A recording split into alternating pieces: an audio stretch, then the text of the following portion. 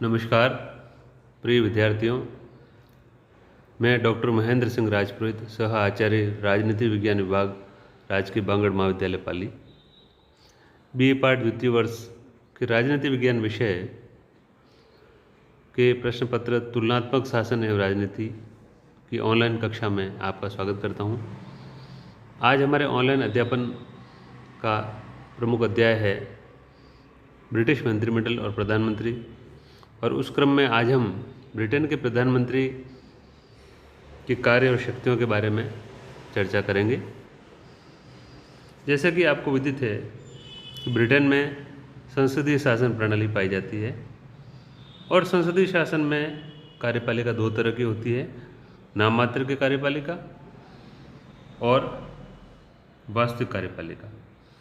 नाम मात्र की कार्यपालिका ब्रिटेन में राजा या रानी है, और वास्तविक कार्यपालिका ब्रिटिश कैबिनेट है, जिसके प्रमुख प्रधानमंत्री होते हैं। पूरी शासन व्यवस्था का संचालन मंत्रिमंडल के प्रधान होने के नाते उनकी तरफ से किया जाता है। प्रधानमंत्री मंत्रिमंडल का प्रधान होता है, इसलिए शासन व्यवस्था का केंद्र है वह, और सर्वाधिक महत्वपूर्ण स्थिति उन्हीं की होती है। और इसी महत्वपूर्ण स्थिति के कारण वहाँ ब्रिटेन में मंत्रिमंडलीय सरकार के स्थान पर वहाँ की सरकार को प्राइम मिनिस्टरियल गवर्नमेंट, प्रधानमंत्री सरकार भी कहा जाने लगा है।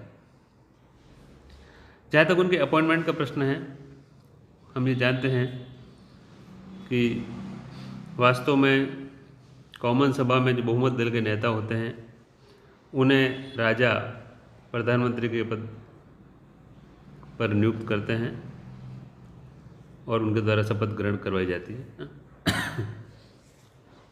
जहाँ तक प्रधानमंत्री की शक्तियों का प्रश्न है, प्रधानमंत्री के मुख्य कार्य और शक्तियाँ इस प्रकार है। सबसे पहला बिंदु है मंत्रिमंडल का निर्माण, फॉर्मेशन ऑफ द कैबिनेट। प्रधानमंत्री सम्राट की ओर से मंत्रिमंडल के निर्माण में पूर्णतः स्वतंत्र होता है। वह अपने विश्वास पात्र व्यक्तियों को मंत्री के पद की शपथ दिलवाता है, और उसके आधार पर, उस लिस्ट के आधार पर जो सम्राट को प्रेषित की जाती है, मंत्रिमंडल का गठन किया जाता है। बिंदु संख्या 2 है मंत्रिमंडल की अध्यक्षता करना, प्रिजाइडिंग ओवर द कैबिनेट।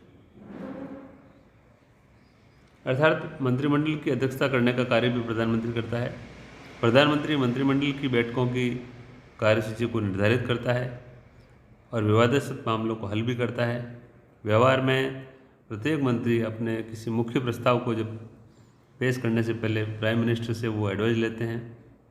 इस प्रकार वो मंत्रिमंडल का एक गाइड और मंत्रिमंडल का वो प्रमुख होता है, मंत्रिमंडल का वो पथ प्रदर्शक होता है। तीसरा बिंदु है विभागों का वितरण, डिस्ट्रीब्यूशन ऑफ पोर्टफोलियोज।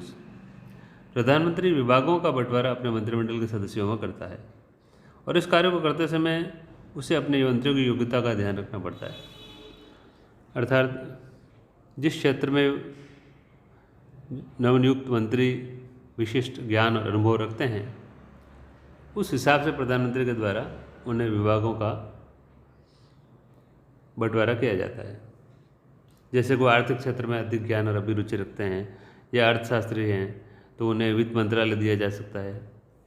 इस तरह से बहुत अधिक उच्च शिक्षित हैं और उच्च शिक्षा के क्षेत्र में विशिष्ट अनुभव है उनका, तो उन्हें हायर एजुकेशन डिपार्टमेंट दिया जा सकता है। इस तरह से विभागों का वितरण उसका विवेकाधिकार है। नेक्स्ट है शासन का संचालन, रनिंग ऑफ द एडमिनिस्ट्रेशन।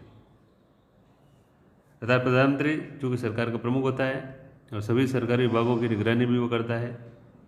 विभाग में तालमेल बिठाना और कुशलता से कार्य करवाना, यह प्रधानमंत्री की शक्तियों के दायरे में आता है। यदि विभागों में कभी मतभेद वगैरह होता है, तो वो उन्हें दूर करने का प्रयास करता है, और वो स्वयं कॉमन सभा के प्रति अपने प्रशासन के लिए भी उत्तरदायी होता है। तो इस प्रकार से सारांशतः शासन का संचालन, रनिंग ऑफ द एडमिनिस्ट्रेशन,